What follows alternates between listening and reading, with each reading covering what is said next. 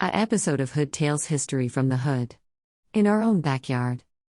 Via hashtag hid story hashtag hood history hashtag HoodTales hashtag backyard hid story hashtag hood hid story hashtag hid story in plain sight.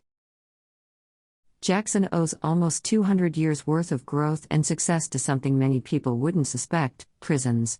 Early penitentiaries led to railroads, the largest stop between Chicago and Detroit, and those railroads led to an economic boom in the 19th century and beyond. Blazing a trail. The evolution of the prison can be seen in several of Jackson's historic structures. Not only would architectural cues from these evolving buildings affect our state, but our country. The first state prison in Michigan, a wooden fort located on the north side of downtown, was completed in 1839 and housed 35 inmates inside makeshift wooden walls. By 1840, 85 inmates lived inside the Tamaracks. When 10 escaped, terrorizing Jackson for 2 years, the state replaced the wood with a solid brick, mortar and iron edifice. By 1882, this site housed over 2,000 prisoners, making Jackson home to the largest walled prison in the world for the first time. Today, this site is known as Jackson's Old Prison or the Armory Arts Village. As the need for an even larger facility became evident in 1920, the state legislature authorized plans for a new prison, and a new site was chosen 3 miles north of the old prison. Construction started in 1924 and was completed in 1934. This site became known as the State Prison of Southern Michigan, and with the ability to hold over 5,700 inmates, it made Jackson the home of the largest walled prison in the world for the second time. The original Jackson Historic Prison had stone walls resembling an old castle. The remaining huge building, once Michigan's first penitentiary cell block, is now converted into the Armory Arts Village. This is the only old prison in the world repurposed as a residence. Via hashtag art hashtag crime hashtag corruption hashtag reform. Criminal Justice and Legal System Jackson Prisons Michigan Department of Corrections Jackson State Prison Michigan Prisons. At one point in time, this property was the world's largest walled prison. In the mid-1800s, back then it was Michigan's first state prison. Via the Armory Arts Village. Within a 25-foot stone wall, complete with turrets, sits now, this one-of-a-kind 19-acre residential complex. This Jackson artist community was featured in MSN's slideshow of 10 of the world's most unusual apartments in 2010. Related to Peek Through Time, Jackson Prison was a city within a city. By Minetta Har, Jackson Citizen Patriot. Citizen Patriot File Photo. Michigan's first state prison sat along Mechanic Street from 1838 to 1934. By 1882, it was the largest walled prison in the world. Once upon a time, there was a small city just north of downtown Jackson.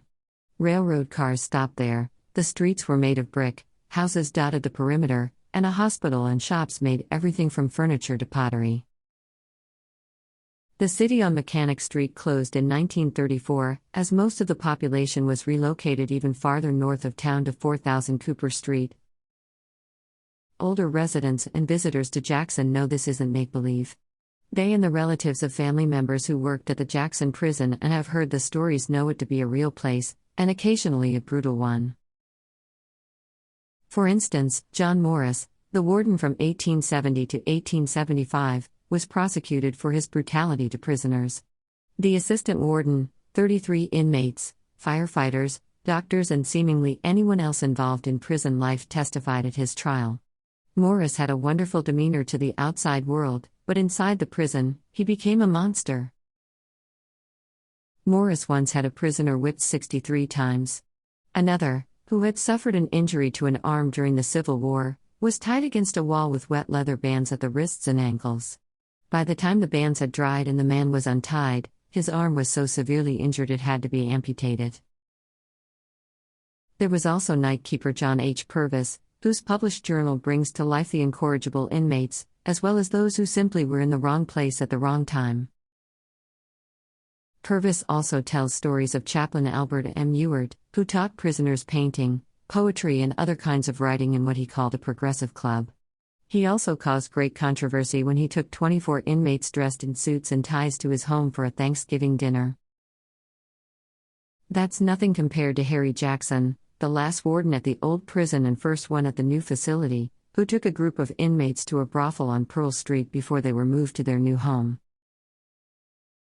These and many other stories are what bring the old prison to life when Judy Gale Crosno leads tours through the building. She spent months researching in Jackson and Lansing and continues to learn more through books or letters, as well as photographs passed along by friends and family of former guards or employees. Jo Ellis Smith, the daughter of the prison farm manager from 1917 to 1947, has given Crosno photos of the facility, as well as first-hand knowledge because she grew up in a house on its perimeter.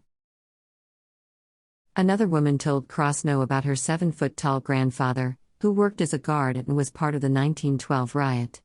His thumb was bitten off by a prisoner with syphilis. He contracted the disease and died from it.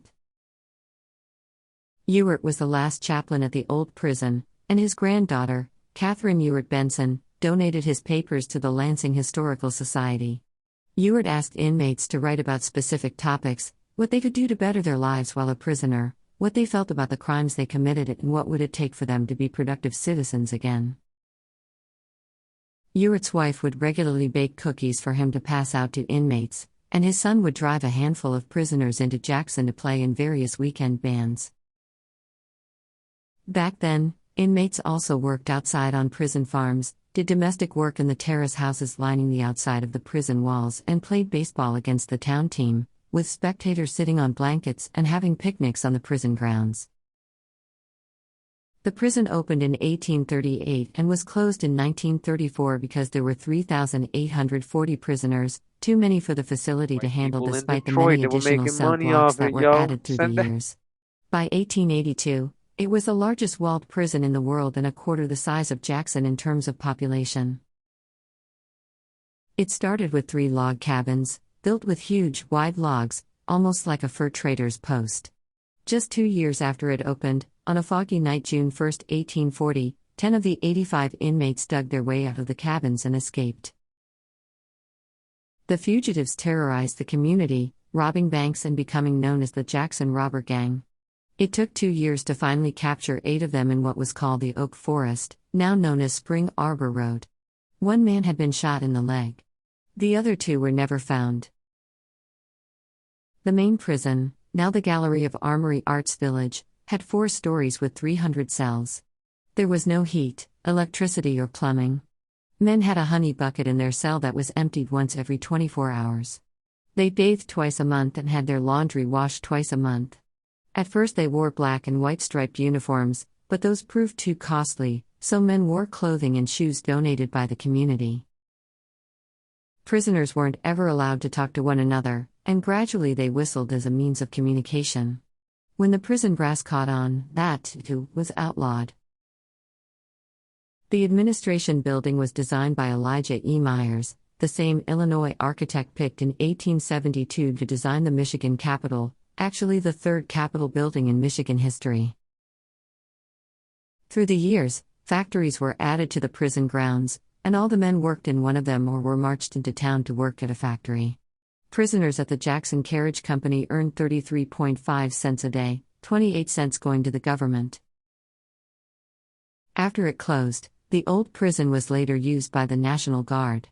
Today the building is filled with creativity, as mainly artists rent apartments in the spacious facility or have studios there.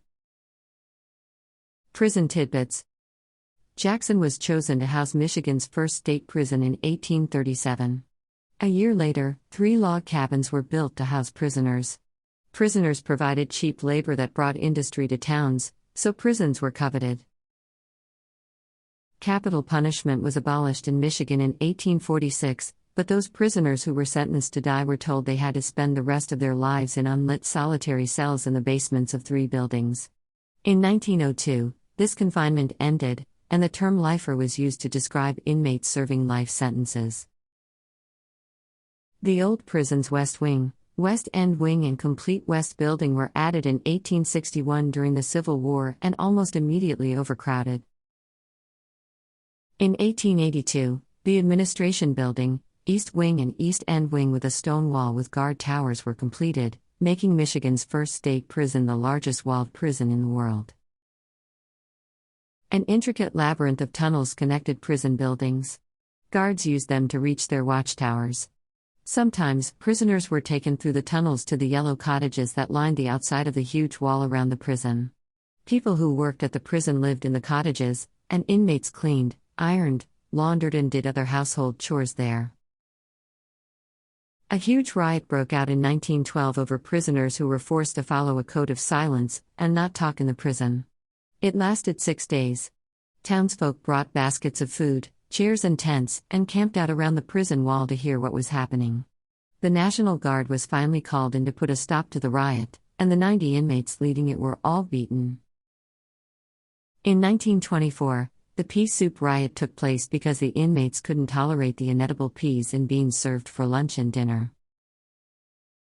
Albert M. Ewart was hired as a chaplain in the early 1930s, and he reached souls in many ways, religion as well as through the arts. The inmates broadcast a Sunday morning radio program, and a prison jazz and barbershop quartet became so popular they both were hired on weekends to perform at weddings and parties and in restaurants and nightclubs. In 1928, construction of the new facility at 4000 Cooper Street began. The last of the inmates were moved to the new facility in 1935. The old prison was empty until it was used as an armory during World War II, Vietnam, and the Gulf War eras. A old map of Wayne County #Michigan, 1860. 1889, last stagecoach holdup in Michigan. #Michigan. Did you know? These 5 creepy asylums in Michigan from the state's past are quite disturbing. By Serena Maria Daniels. 2. Eloise Asylum, Westland. Explore the tunnels underneath this asylum.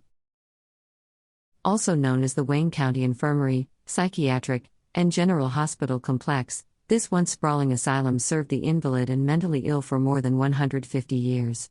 #Abandoned in the 70s, the facility #remained a spooky oddity for thrill-seeking teens, where it was said that #discarded medical waste and even #human #bodies remained. The place has since been razed and turned into a golf course. Check out a paranormal investigation of the #Eloise Asylum via #The Potter's House, #The Potter's Field, #Train Tunnels, #House of Digs, #Butler Cemetery, #William Ganong Cemetery, #Henry Ruff RD, #Westland, #Michigan, #Wayne County, #Chicago Road, #Michigan Avenue. Among the most significant plants introduced by the indigenous people to the colonists of North America was tobacco. The wealth Spain acquired from their colonies and the enslavement and sale of indigenous people encouraged England to establish their own presence in the New World. The first 2 colonies, Popham and Roanoke Colony, failed, but the third, Jamestown, founded in Virginia in 1607 CE, succeeded. The Plymouth Colony followed, founded in 1620 CE in Massachusetts and, afterwards, the basic regions of European control in the Americas, in spite or periodic conflicts, were established until the French and Indian War, 1754 to 1763 CE, via #the Great Lakes region, which resulted in significant reformation and English control of the entire eastern seaboard of the modern-day United States. Via #Michigan, #Canada. The colonization is recognized as initiating the Columbian Exchange, a modern-day term coined in 1972 CE by the historian Alfred W. Crosby of the University of Texas at Austin, referring to the cross-cultural transmission of animals, crops, disease, technology, cultural values, and human populations between the Americas, West Africa, and Europe. Among the most significant plants introduced by the indigenous people to the colonists of North America was tobacco, which, because it was labor-intensive and required considerable arable land to cultivate, resulted in hostilities between the Europeans and natives as more and more land was taken, deforestation as land was cleared, and the institutionalization of slavery by circa 1640 CE, already established by the Spanish in Central and South America earlier as part of the feudal encomienda system of forced labor. The history of the conquest and colonization of the Americas was later written by the victors, which cast their efforts in a noble light in the interests of exploration, civilization, and conversion of the indigenous people to Christianity. In the modern era, this narrative has been challenged and initiatives proposed to recognize the cultural losses and human rights abuses of the Native Americans and West Africans by the European colonizers, but, so far, nothing significant has come of these efforts.